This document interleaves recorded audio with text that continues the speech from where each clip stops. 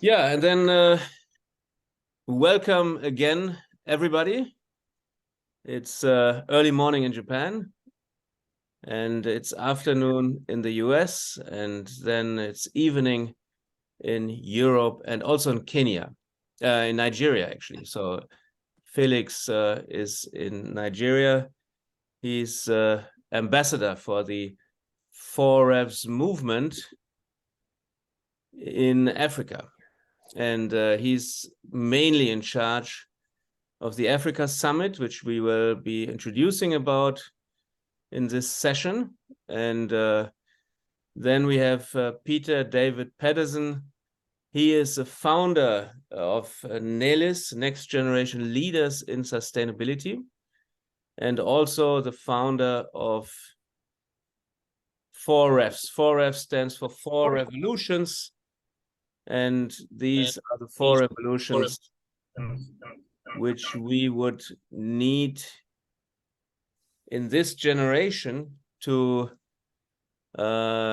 he calls it, or we call it, the survival challenges for humanity, in order to be able to fix our problems which we are facing in this generation. And I myself, I'm from the Purpose-Driven Innovation Ecosystem, the PDIE Group. Many of you might know already about PDIE. So we have been around since 3 years, and we are building a global ecosystem for innovators, from corporations, startups, and also investors to connect globally and to help to scale innovation from local to global markets.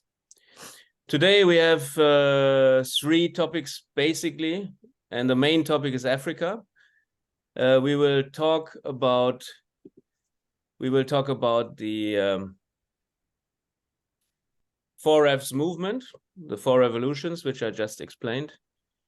We will talk about our intention with the 4Revs movement to establish one of the biggest or most exciting innovation centers in Japan, which is dedicated completely to sustainability. And then we will give the word to Felix from Nigeria. He is the 4Revs ambassador for Africa, and we are co-organizing and together with the 4Revs movement, the Kenya Summit. And Felix will speak about this in detail. And we would like to encourage, of course, everybody on this call to participate, to come to Kenya and to join this movement, because Africa, as I mentioned in the short announcement which I posted on the group, Africa is the cradle of humanity. It's called the cradle of humanity, and it plays a vital role in our way going forward to really solve the challenges which we have. So without further ado, let me give the word to Peter, and he will introduce himself briefly. He's very famous here in Japan, since 25 years dealing with the topic of sustainability, has written some books even in Japanese. He speaks better Japanese than most Japanese people, and he has created this wonderful network of 27 larger and medium-sized Japanese corporations.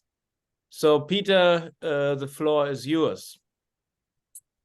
Thank you, Christian. Thank you so much, and good morning from Tokyo for everyone. As Christian said, I'm originally from Denmark, but I've been based in Japan for 31 years now. And actually now it's almost 28 of those 31 years working on sustainability. So I'm going to spend about 10 minutes perhaps introducing this ecosystem called 4Revs, which we are now taking into the next stage in collaboration with PDIE. This will give us some background information also to understand the summit in Africa. So allow me about 10 minutes to give you an introduction of what 4Revs is all about. So 4Revs, a co-creative ecosystem, stands for 4 revolutions, and I'll come back to that in a second. We call it a one-generation project. These 30 years from 2020 to 2050 is basically, we think, what humanity has left to put itself on a more sustainable course. Starting in 2020, it is entering its 4th year following the Japanese fiscal year from April to March.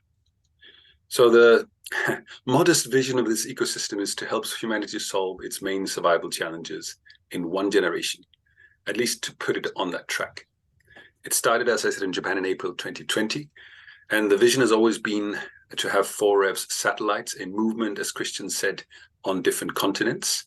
And the program manager for Africa is Felix in Nigeria, who is now taking the initiative to launch 4Revs Africa with a 2-day summit in Nairobi, Kenya in the latter half of April. And the 4Revs stands for the revolutionary innovation that is needed in 4 areas to take humanity through its survival bottlenecks. Those 4 areas that are on the screen right now are, of course, all part of the SDGs, but we chose to focus very clearly and strongly on the bottlenecks of humanity. Of course, you know these 4 areas. There are huge challenges across the world at the moment, but this also means that there will be large-scale innovation. So if you take a look at it from a corporate perspective also, there's an absolute certainty that there will be large-scale innovation in these 4 areas. So how do we turn the challenges into innovation, into value, into a positive future for humanity? So I have a 90-second video, which I think gives you a really good impression of why and how we started 4Revs. And as I said, we're now taking it to the 2nd stage in collaboration with PDIE. But this touches on the basics of this movement. So I hope it goes through where you are, the video. Let's see, it's 90 seconds.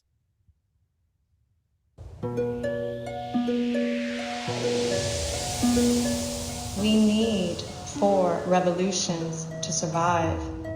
At present, 820 million people around the world go to sleep with an empty stomach, while 1/3 of the food produced globally is wasted. At our current rates, 52% of the global population may face water stress by 2050, and we will also see more plastic than fish in the oceans in the next 3 decades. Food, water, resources, and energy are humanity's 4 critical challenges for survival. And to help solve them together in 1 generation, we've gathered a unique local to global research team, linking young social innovators and sustainability practitioners from all 6 continents with corporations and organizations worldwide to fundamentally reshape the economy, support innovation, and truly implement inspiring, connecting, and empowering sustainable and transformative solutions. Presenting 4Revs, a co-creative ecosystem.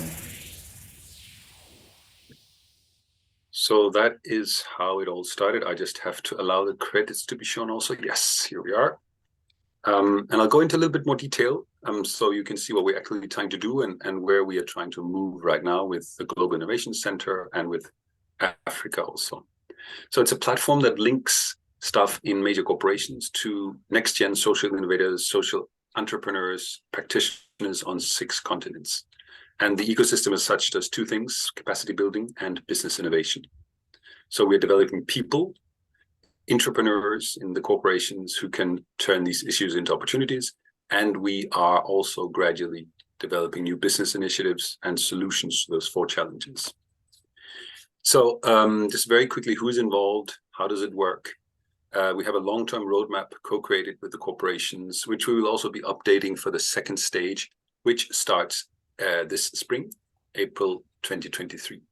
But as I said, the big challenge, the big vision is that by 2050, humanity will have been put on a track to solve those 4 challenges. Of course, it won't be done through 4Revs alone, but we intend to create a very visible, impactful platform that helps take the world in that direction. To do this, we have a global ecosystem. NELIS and PDIE will also be involved in taking it to the next stage. We have some technology support by Salesforce. We have other players involved in delivering the service and the program. And then we have a global team of around 35 people, program managers on each of the different continents, researchers working with them. We have a learning platform called Next Leaders University, and then we have a secretariat in Japan. So these are like the 35 people. And this added to this team will be PDIE, especially from April this year. As Christian said, we have corporate sponsors, 11 of major sponsors, and you can see some, of course, well-known multinationals there.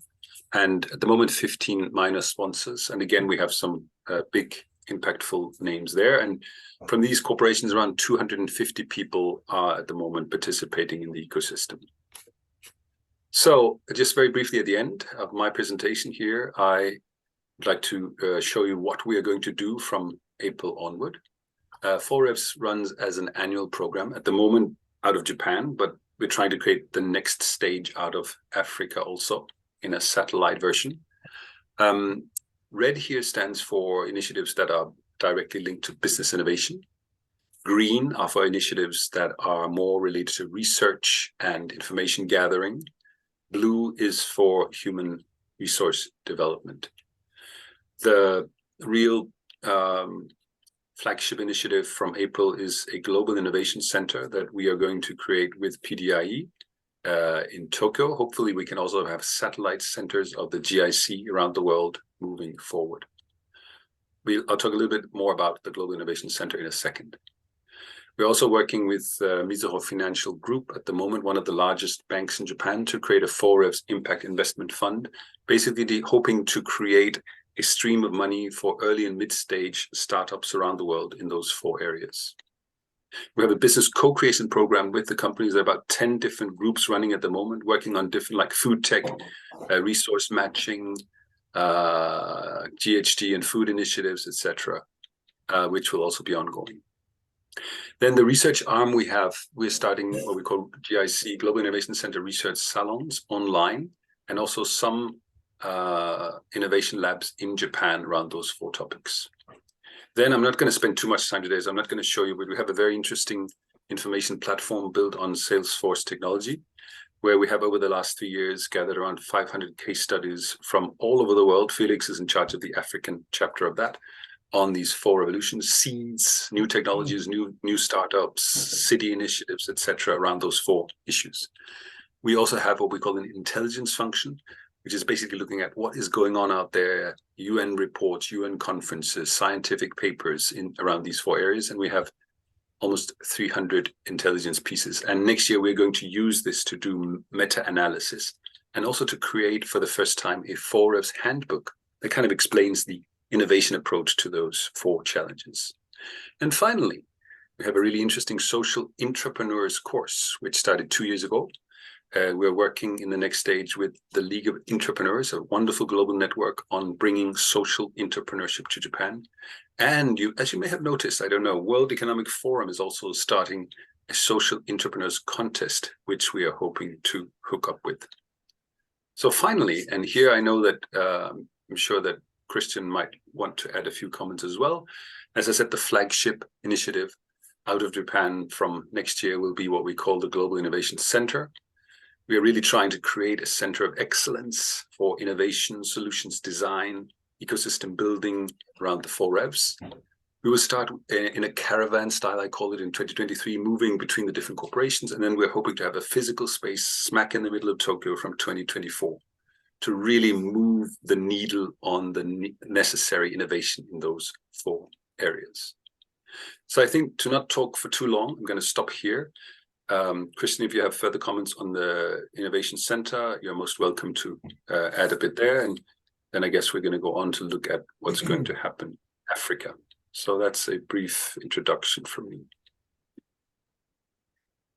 Thank you so much, Peter, for the introduction. I hope that this could shed light a little bit on the activities of the 4Fs movement and also this global organization called NELIS, Next Generation Leaders in Sustainability. Yeah, the Global Innovation Center is a huge endeavor, setting a benchmark, especially here in Tokyo. We have already the Cambridge Innovation Center in Tokyo, which is now the largest general innovation space, and is also in Boston. And Cambridge Innovation Center is broadly accumulating startups and the innovation ecosystem here in Japan on 6,000 square meters in the center of Tokyo. But what we intend to do is to bring together especially people around the sustainability space and run different programs, also involve the corporations, have an open innovation setup. And we from PDIE Group would especially like to have a focus on human habitats in the future. We started the movement for sustainable cities last year together with OIST, Okinawa Institute of Science and Technology, and we would like to involve further academic institutions, universities, and innovators from around the world, and also connect with other innovation centers. I don't know if Tom Boschert is on the line, but he is intending to open another innovation center in Vietnam. And there are also talks about other innovation centers worldwide, which could become a great network. We will have innovators in residence, and we would like to make this really a global initiative. Yeah, so I would like to give the floor now to Felix. He's currently in Nigeria, and he is the 4F's ambassador for Africa. So Felix, please introduce about the Kenya Summit, and maybe before you do that, you can also introduce a little bit about yourself. And we are looking forward to your explanations. Okay. Thank you so much, Christian. Permit me to share my screen, please.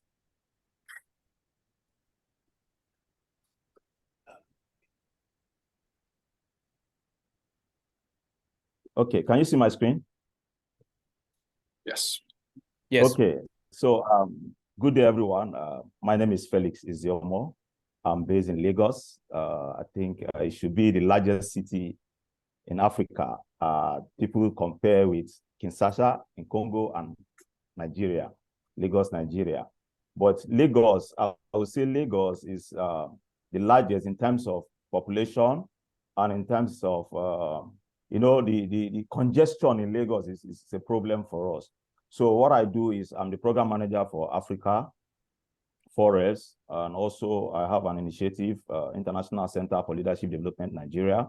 I'm also a consultant. I'm the partner, Felix Consulting in Nigeria. So this year, we know the challenge we face in, I would say, Nigeria, because I'm based in Lagos. Like we say, if you're not part of the solutions, then you're part of the problems. What we say in Nigeria, if something does not affect you, you will not know what will come out of it. So last year, my friend's house was flooded. It was then he knew the issue we are talking about 4Fs. So this is the reason why the 4Fs African Summit, over the last 3 years, we have come up with different innovative cases from Africa. we've seen that Africa, we have similar challenges.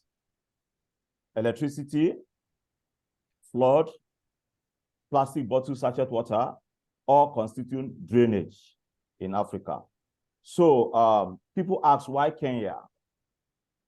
Well, Kenya is in the Eastern Africa, is the hub of Africa now, because somebody told me the world is coming to Africa, and Kenya is the hub of Africa.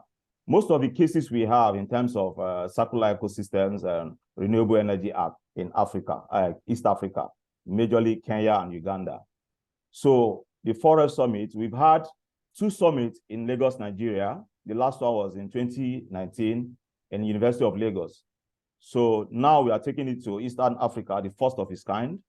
And when we approached the Vice Chancellor of the University of Catholic University of Eastern Africa, he was so happy. He said, this is a great initiative. So for that, let me thank Peter David for this initiative. This is a wonderful initiative, and I'm so happy that this is the right time, because we are looking at one generation, 2020 to 2050.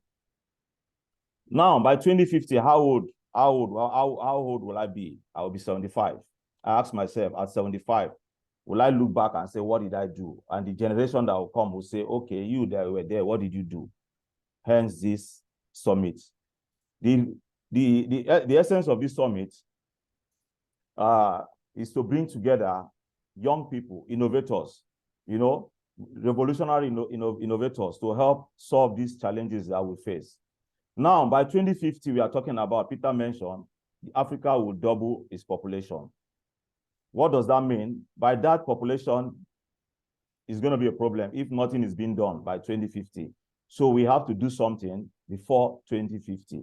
Of course, like Peter said, we cannot solve it at once, but before then, we'll try and bring out innovative solutions to solve these challenges that we face.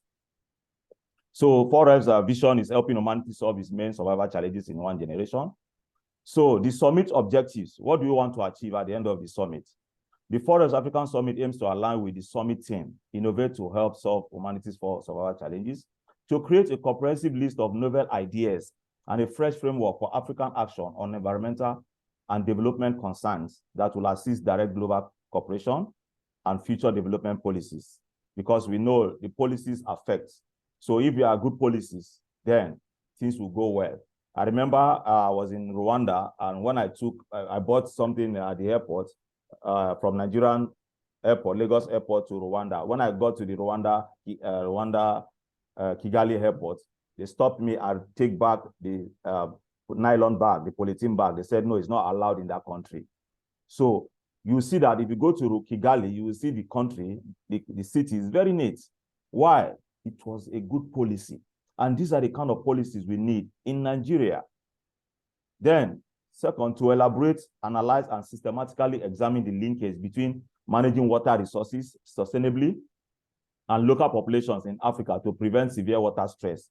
Water is another challenge in Africa. Then to bring together African experts in the fields of food science and nutrition with the goal of promoting and transforming cutting-edge research on food production and preventing food waste. So if you look at this objective, we've taken each objective from the 4 F's thematic areas that we're looking at. Then to develop social and economic systems that reduce waste and harm to the ecosystems of the earth.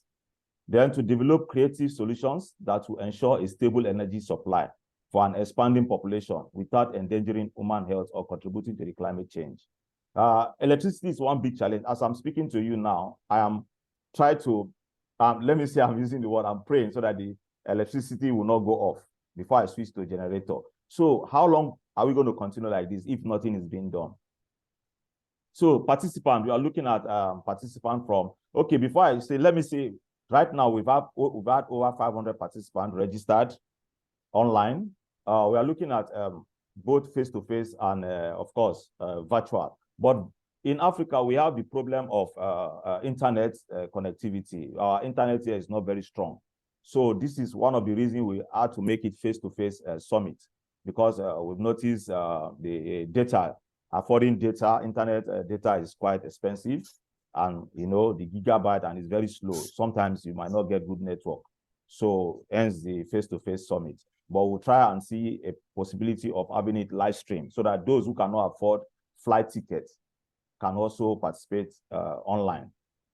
So we are looking at next generation entrepreneurs, government agencies, particularly those in charge of food, agriculture, water, circular systems, resources, climate change, and energy. Corporates, academia, we have one universities, and researchers also. Civil society organization, leaders of civil society organization to come on board because civil society are also doing amazing job. Then social innovators, media and civil society representatives are expected to attend this summit. Then exhibition and speaking slots. We want people who are doing, who are coming up with revolutionary innovations to come and exhibit their services and products, what they are doing. Let other Africans, let other people see what they are doing.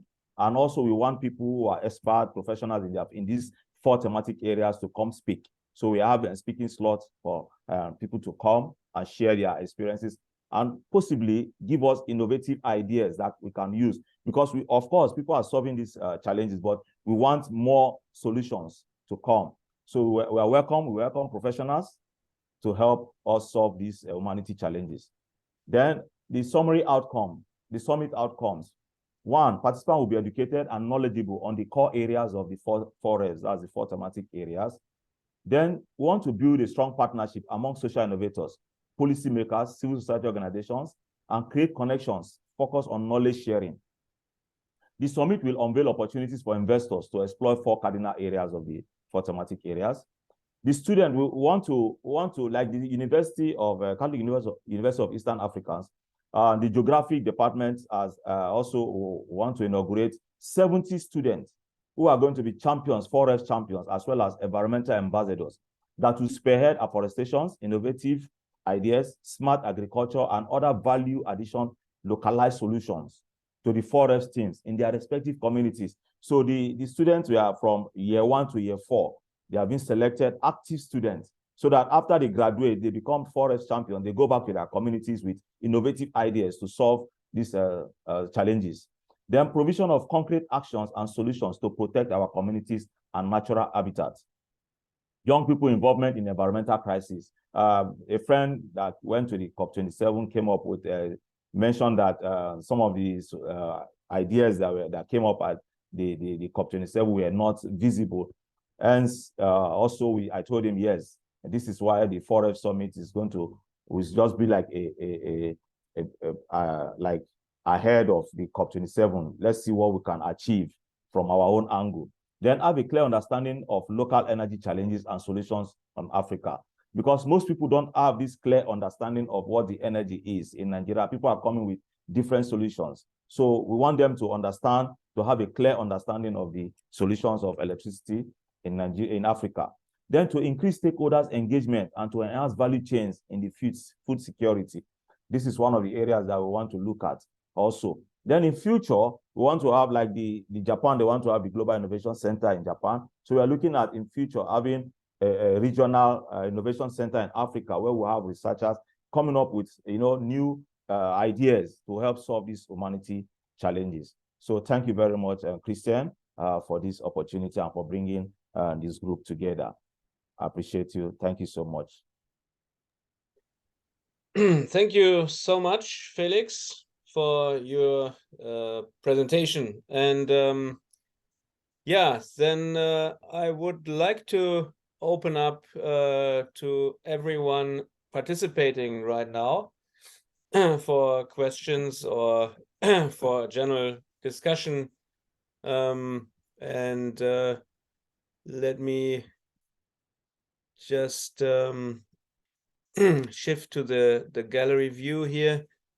Yeah, we have still 19 people on the call, and is there anybody who would like to have a brief comment or some kind of inspirational thoughts about the summit in Africa, or questions about the 4Fs movement? Maybe we have Pablo Ferrara also here on the line. He is a professor from Argentina. His topic is mainly the oceans, and he's also an UNCLOS arbitrator. If you wish, maybe you could address some of your work in Yes, Africa. Yes, Christian, thank you very much. Hello, everyone. As Christian may have thought, I have my own theories and suggestions. These are just, as I was listening to every one of you, I worked for 7 years and I developed a blue economy sustainable plan for the province of Tierra del Fuego, which is the 29th size island in the world. It is very similar in every sense to Madagascar in Africa, so it could pretty much apply to Madagascar eventually. But going a little bit, I'm also a strategic analyst, so going a little bit further into the largest scene problem you're posing here.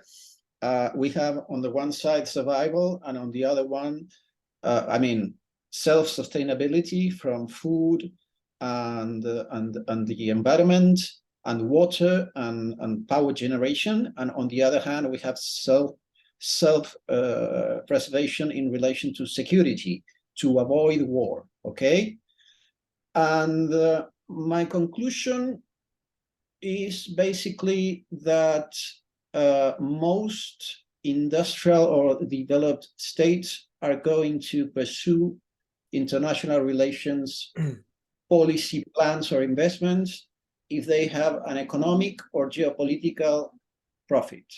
Otherwise, it's impossible. The United States did that by including Mexico in the NAFTA in order to stop the Central Latin American states from going up north, which is what they are doing basically right now. And the European Union, and excuse my being so cynical in this analysis, that is what the European Union did, including Spain, Italy, and Greece as the first line of contention in relation to African refugees. So the first thing I would pose on the table, I don't expect us to find the solution in 5 minutes, but it would be okay if everyone here and everyone in contact with you maybe started working on the economic costs of not providing Africa with the technological knowledge and know-how and financial facilities in order to self-develop, as opposed to the opposite. I mean, what is going to happen if you don't give them the technological facilities and financial benefits? It's going to happen war, and it's going to happen refugees worldwide.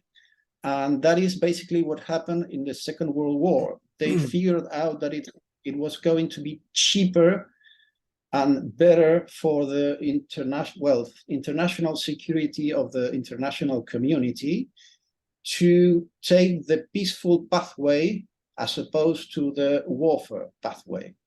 And I invite you all to analyze this option. So the European Union has a lot of money, as you know, and the United States has a lot of money, China has a lot of money, Japan, so on and so forth. So one option would be to tell them it's going to be economically more beneficial for everyone if we take this road.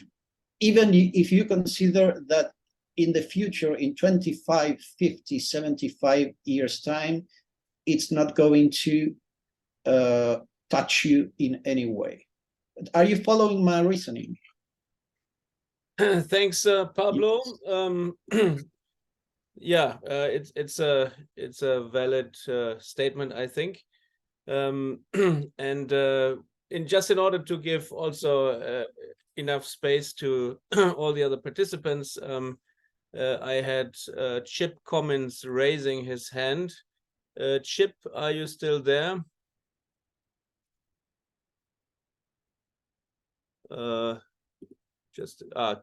Chip comments. You had raised your hands.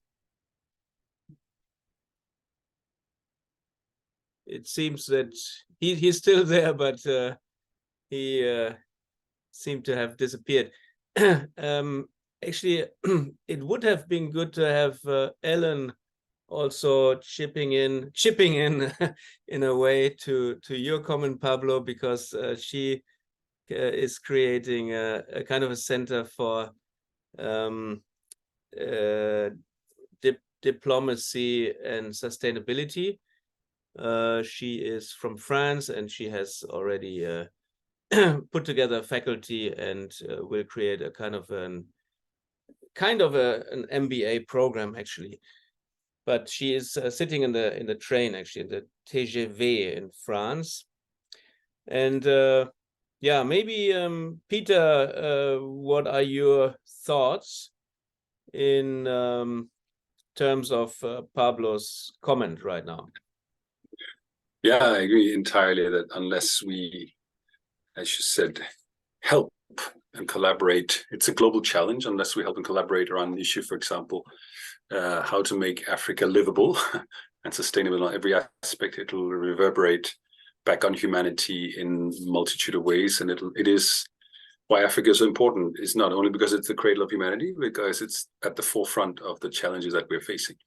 We will see things play out in ways in Africa that will, and then you can, as you said, it's probably very persuasive to frame it for some players in terms of economic benefit or avoided economic collapse, perhaps. And I guess the Global Innovation Center, which we're trying to set up, we're trying to stimulate that thing in the Japanese government as well. We're going also for some government funds to enable it and to say that Japan needs to lead the way in helping solve these issues for humanity and therefore also for Japanese industry. So you need to, I think you're right, you need to tickle that sense also of both of economic benefit and sometimes national pride to get these things going. That's true. But we're also radical at the same time. We don't want to align with players who have spoiled the world. So NELIS is very much about next gen leadership. It's about focusing on the young professionals in their 20s and 30s who own the future and have to recreate the future and have to recreate a dysfunctional system. So we don't want to be bound by the boundaries of the present system either. That's the balance act sometimes. Yeah. Very good. And Felix, you have laid out in details about the summit, and maybe you could also address a little bit some further expectations. We have a couple of people who are also active in Africa, and on our group, which is called the Vine Global Impact, we have quite a number of people who care a lot about these topics, and what kind of mix. You already mentioned that you have students and you have entrepreneurs and maybe investors coming to the summit, but what would be the ideal mix of people which you would envision to come to the summit? Okay, thank you, Christian. So, like I said, these are areas, we have the 4 thematic areas. So far we have people registered on the climate change, we have people more of climate change, so we have like professors, some professors they are coming. We have media houses, we have social innovators, we have NGOs, civil society organizations. So we have students, we have, people that are also interested in these 4 thematic areas, maybe water, they want to also contribute to to solve these challenges. So we have mixed group of participants so far. That's what I've seen in the registration list. Great. And did you actually we need to follow up with all the participants on the call, of course. But if anybody wants to participate in the summit, how should they actually do that? Okay, yeah, because like I said, there are speaking slots for professionals who will come with also contribute to their, bring their expertise and experience to help solve this, bring ideas to help solve these humanity challenges. So of course, we are open to having anyone coming on board, write to us, and then of course we go through the whole process and then see the possibility of having them to speak. But like I said, the issue of the internet is not guaranteed. So we are looking at face-to-face presentation, because we cannot guarantee it. Maybe somebody is presenting from Japan and, we have Africa, the internet might not be stable. So these are areas that we are looking at. So speakers that can sponsor themselves to come and talk, because funding is our challenges. We cannot afford to pay flight ticket for speakers. So speakers that can help come, they as well welcome to the summit. Great. And yeah, maybe we would then also follow up with a message where we have a sign-up form if somebody is interested really to participate, so we can distribute this to the participants on this call. Yes, we have a registration link where our participants registered. Great. Chip comments. You had a comment before. Are you there right now? Doesn't seem to react. So, yeah, maybe I also would like to briefly introduce Jody Weiss. She is here from New York. Jody, can you hear me?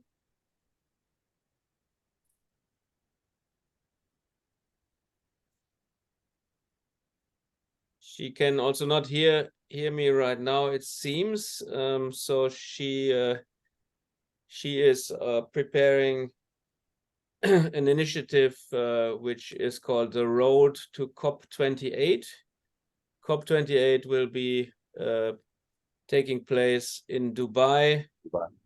And until this will happen, there will be a series of online events, and she is working on a community, and she has also kindly included the PDIE group into this. A pity that she cannot hear me right now. Yeah, and maybe Jörg Geier from Berlin. He's our partner for PDIE Group in Germany. Jörg, are you listening in, or maybe you can just briefly introduce yourself? Well, I'm listening. It's getting a bit late in Berlin, so hi there. So nice to meet you all, and good to hear what's happening in Africa. So I'm curious to learn more. I've got some Africa connections, and I'm in exchange with Christian to see how we can possibly support. So looking forward to learning more ahead of the conference date. Great. Thank you so much. Yeah, Jörg is a fantastic asset also in our mutual mission. He has an incredible network of people which he has access to. He's also organizing a series of events under the Club of Rome of Germany, which is called the Arts and Nature Social Club, which is mixing art and the admiration of nature with topics, with interesting topics, and he is always inviting very high-level people, like, for example, the former president of Germany, and actually the current Minister of Economics in Germany has also been one of the guests, I think, and people from different areas in industry and finance and so on. Thanks for your intervention. And do we have any further questions? Yuichi, maybe you would also like to briefly introduce yourself. Yuichi is my partner for PDIE Group here in Japan. And I see that Chip comments came online right now. You had been raising your hand. Chip, would you like to have your comment? You are on mute right now, so sure. Unmute. Yes, Okay. thank you, Christian. Yeah, hi, good to see you. And first, I want to acknowledge and thank you for your great vision and leadership with PDIE Group, and for your congratulations to your nomination process and being so successful 2 years running with the Earthshot Prize, and that you are also engaged here with these good people to help elevate the African potential that is so extant there in the continent of Africa. I believe there's 57 countries in Africa, but about maybe 20% have electricity. I'm not sure if those numbers are absolutely correct, but it's close to that. And we at AREI, the American Renewable Energy Institute, and our flagship summit, Our Day, which we've produced, we did 16 consecutive summits from 2004 to 2019 until we were, paused through the COVID global pandemic. And we hope to come back this year in August in Aspen, Colorado, once again, with a very highly curated summit also. But before that, it seems to be that there will be a very good innovation summit in Kenya at the university in Nairobi, which I'm very pleased to know about and would like to help support in any way possible for those that need, that are listening, how that could work. I'm connected with the Energy Africa Summit in Colorado, which has also been going on for quite a while. And there's other ways that we could help perhaps with this endeavor. I will say that we are delighted that this is happening in Africa. It's so important. I went to Africa in 2012. I was part of a group that actually climbed Mount Kilimanjaro, and we all summited, which was pretty amazing. There was 15 of us at that time. But so I've been there to Tanzania, but I never went to Kenya. But I did get a taste of what the situation is on the ground from my experience in Africa for 3 weeks. And I do know that renewable energy is of paramount importance, and it is happening in every country. I think, particularly with the hydro resources, but also solar is really advancing. So I guess just to conclude, I really am excited for this group to help spotlight the opportunities in innovation, the innovation hubs that we're talking about in Japan, in Asia, but also connecting the matrix. And if you go to my website, I posted it for everybody. You'll see at the top there's a navigation bar, and we have something called the climate constellation. And the constellation in the Our Day world, in the AREI world, is basically where I'm operative. So I generally travel to and represent AREI at the COPs, many of the COPs since Copenhagen, Paris, Morocco, but also to go and look for the hydrogen opportunities in Australia, or to speak at the summit in Ningxia, China, in 2018,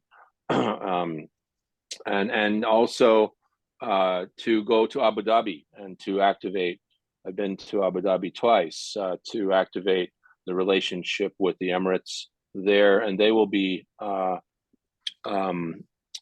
obviously hosting in Dubai COP28, and that's really a very important opportunity in terms of the amount of financial support that Abu Dhabi, through the leadership of Sultan Al Jaber, who is an acquaintance of mine, could help with on this global rollout that we must have very quickly here in the face of the continued climate situation. So, and I know that that's impacting Africa, especially in terms of the growing seasons. So yes, my website is there. Please reach out to me if I can be of help. Thank you, Christian.